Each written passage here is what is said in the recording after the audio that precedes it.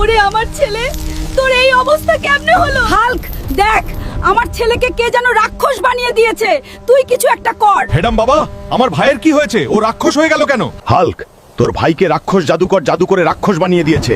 তুই যদি ঠিক সময় তাকে শেষ না করে দিস, তাহলে সে একে একে সবাইকে রাক্ষস বানাতে থাকবে। নিশির পেঁচা, তুই কই গেলি? আমাকে এখনই দক্ষিণের কালা পাহাড়ে নিয়ে চল।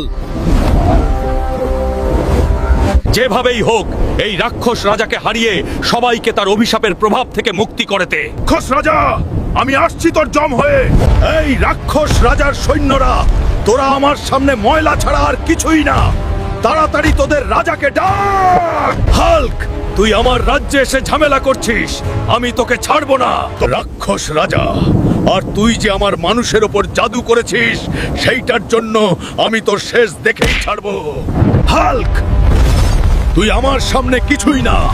আজ থেকে আমি সবাই রাক্ষস বানিয়ে আমার রাক্ষস সাম্রাজ্য গড়ে তুলবো। এখন তুইও রাক্ষস হয়ে যাবি হাল্ক। আর তোমরা কিন্তু পার্ট 2 এর জন্য ভুলেও চ্যানেলটা সাবস্ক্রাইব করবে না, কারণ সাবস্ক্রাইব করলেই হাল্কের শক্তি ফিরে আসবে।